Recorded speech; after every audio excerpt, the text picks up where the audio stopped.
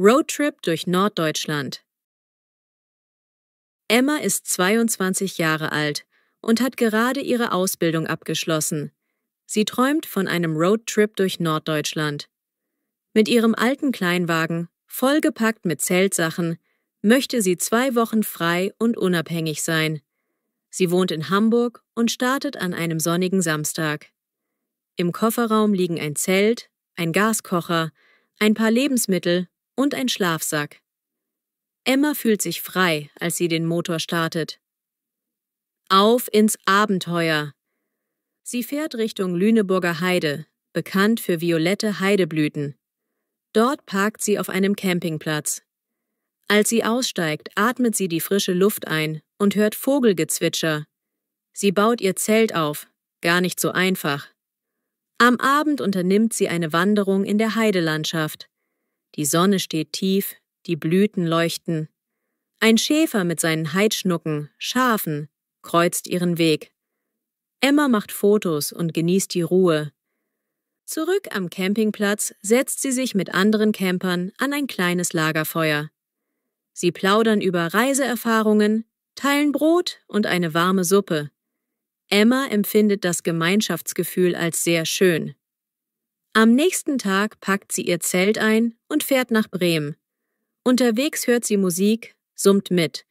In Bremen schaut sie sich die Stadtmusikantenstatue an, besichtigt das Schnorrviertel und trinkt einen Kaffee an der Weser.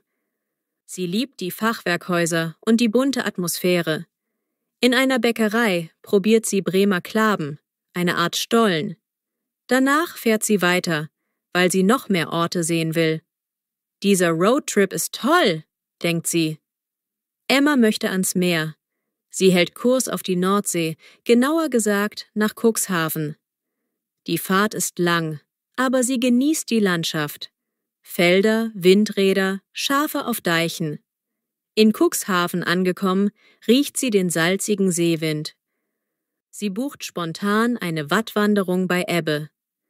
Barfuß geht sie über den Meeresboden, sieht Wattwürmer, kleine Krebse. Der Wattführer erklärt ihr die Gezeiten. Emma staunt über die Weite, das Gefühl von Freiheit. Auf einem einfachen Campingplatz stellt sie wieder ihr Zelt auf. Der Wind ist stark, sie muss es gut befestigen. Nachts hört sie Möwen kreischen und das Rauschen des Meeres in der Ferne. Ein bisschen unheimlich, aber auch faszinierend. Am nächsten Morgen spaziert sie auf dem Deich, sieht Schafe grasen und das Wasser glitzern. Sie trifft einen Fischer, der Krabben verkauft. Emma kauft sich eine Portion und isst sie direkt aus der Tüte, frisch und lecker. Sie beschließt, noch weiter Richtung Ostfriesland zu fahren. Sie mag die Teekultur dort und die weiten Landschaften. Unterwegs legt sie einen Zwischenstopp ein, um Tee zu kaufen und eine typische ostfriesische Teepause zu genießen.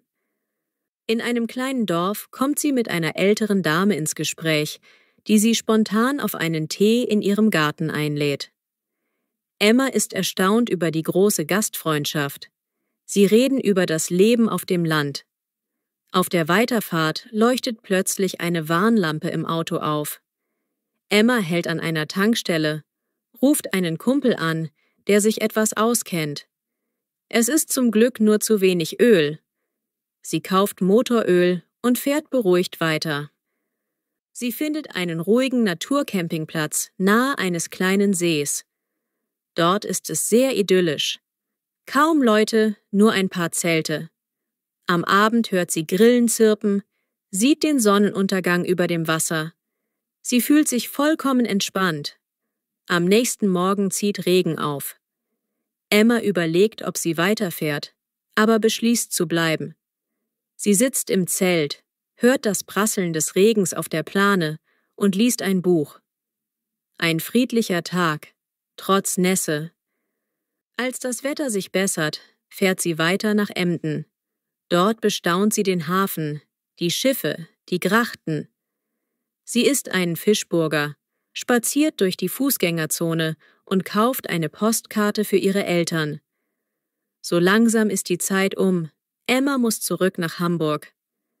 Sie nimmt die Landstraßen, genießt noch einmal die Weite.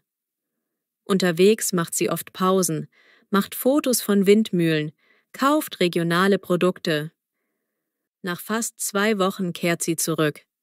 Sie hat viele Erfahrungen gesammelt, neue Orte entdeckt und gelernt, dass das einfache Leben im Zelt Freude machen kann.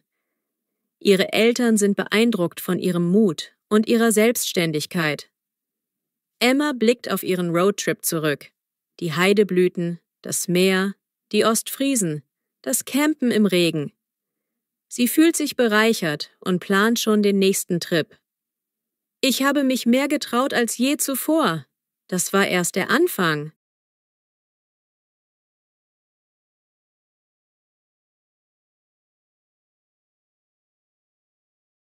Lukas und das neue Fußballteam.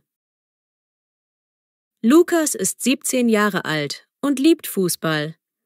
Seit er klein war, kickt er mit seinen Freunden auf dem Bolzplatz. Nun zieht er mit seiner Familie in eine neue Stadt. Er wünscht sich, in einem Fußballverein zu spielen, hat aber Angst, keine Freunde zu finden. Die Familie mietet eine Wohnung in einem großen Mehrfamilienhaus. Lukas' Zimmer ist klein, aber gemütlich. Er fühlt sich unsicher, alles ist fremd. Er fragt sich: Werde ich hier ein Team finden, das mich aufnimmt? Am nächsten Tag macht Lukas einen Spaziergang durch die Stadt. Er entdeckt einen großen Sportplatz mit mehreren Fußballfeldern. Dort trainieren ein paar Jugendliche. Sein Herz schlägt schneller. Vielleicht ist das mein zukünftiges Team? Am frühen Abend steht er am Fußballplatz, sieht zu, wie die Spieler trainieren. Nach dem Training fasst er Mut und spricht den Trainer an. »Hallo, ich bin Lukas. Ich bin neu in der Stadt und suche eine Mannschaft.« Der Trainer, Herr Berg, antwortet: »Komm gerne zum Probetraining.« 2 Tage später ist es soweit. Lukas ist nervös. Er zieht Fußballschuhe und ein Trikot an. Herr Berg stellt ihn den anderen Spielern vor. Manches Gesicht wirkt skeptisch, andere sind nett. Dann geht es aufs Feld, ein paar Aufwärmübungen und Pässe. Beim Training merkt Lukas schnell, dass das Niveau hoch ist. Er gibt sein Bestes, spielt präzise Pässe, läuft viel. Ein Spieler namens Toni flankt einen Ball. Lukas schießt direkt aufs Tor. Treffer! Die Mitspieler jubeln kurz. Lukas lächelt erleichtert. Dann passiert ein Missverständnis. Lukas spielt einen Pass ins Leere, weil er ein Zeichen des Mitspielers falsch verstanden hat. Ein anderer ruft: »Hey, konzentrier dich!« Lukas wird rot, aber Trainer Berg macht ihm Mut. »Das wird schon. Wir üben das Zusammenspiel.« In der Kabine ist die Stimmung gemischt. Manche sind freundlich, andere reserviert. Lukas wäscht sich den Schweiß ab, packt seine Tasche. Toni, der eine Flanke zu Lukas spielte, kommt zu ihm und sagt: »Guter Schuss vorhin. Wie heißt du genau?« Lukas grinst. »Ich bin Lukas.« Eine Woche später lädt Trainer Berg Lukas zu einem Freundschaftsspiel ein. »Wenn du willst, kannst du in der 2. Halbzeit spielen«, sagt er. Lukas freut sich riesig, aber auch die Nervosität ist groß. Am Spieltag ist Lukas auf der Ersatzbank. Die Mannschaft kämpft, liegt 1:1. In der 2. Halbzeit wechselt Berg ihn ein. »Viel Erfolg!« rufen einige Mitspieler. Lukas spürt Adrenalin. Er läuft auf den Rasen. Kurz vor Schluss bekommt Lukas einen Pass von Toni. Er rennt in den Strafraum, umkurvt einen Verteidiger und schießt den Ball ins Tor. 2:1. Die ganze Mannschaft jubelt. Lukas wird von allen Seiten gratuliert. Ein tolles Gefühl. Nach dem Spiel klopfen sie ihm auf die Schulter. »Guter Job!« Toni umarmt ihn kurz. Tim, ein weiterer Spieler, sagt: »Du passt gut zu uns. Schön, dass du hier bist.« Lukas ist überglücklich und spürt, die Mannschaft geht nach dem Spiel in eine kleine Pizzeria. Lukas wird eingeladen, sich dazuzusetzen. Während sie Pizza essen und Cola trinken, reden sie über Fußball, Schule und Hobbys. Lukas lacht viel und fühlt sich aufgenommen. Die nächsten Wochen trainiert Lukas regelmäßig mit dem Team, Montag und Donnerstagabend plus Samstagvormittag. Er lernt neue Taktiken, verbessert sein Passspiel. Der Trainer lobt sein Engagement. Nur die Ausdauer könnte besser werden. Lukas hat aber auch viel in der neuen Schule zu tun. Hausaufgaben, Klausuren. Manchmal ist er erschöpft nach dem Training, doch er will beides schaffen. Er teilt sich seine Zeit ein. Nachmittags Schule, abends Fußball, Wochenende Spiele. Eines Tages steht ein wichtiges Auswärtsspiel an. Der Gegner ist stark, Tabellenzweiter. Die Mannschaft fährt mit einem Kleinbus hin. Lukas sitzt neben Toni. Sie hören Musik und besprechen Taktik.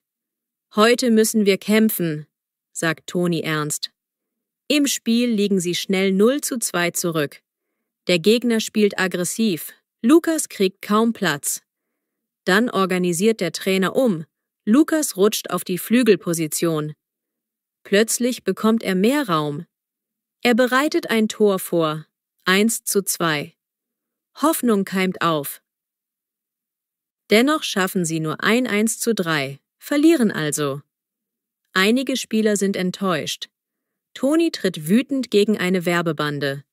Lukas beruhigt ihn. Nächstes Mal gewinnen wir. Wir lernen daraus. Trainer Berg lobt zumindest den Einsatz. Ihr habt gekämpft. Trotz der Niederlage merkt Lukas, dass das Team enger zusammenrückt. Sie reden nach dem Spiel, analysieren Fehler. Toni entschuldigt sich fürs Treten gegen die Bande. Alle lachen und sind erleichtert, dass es keinen größeren Ärger gab. Nach einigen Monaten hat sich Lukas voll in der Mannschaft etabliert. Er hat neue Freunde, kennt die Taktik und spielt regelmäßig. Er fühlt sich in der neuen Stadt wohl. Hier gehöre ich hin, denkt er stolz. Das Fußballteam ist seine zweite Familie geworden.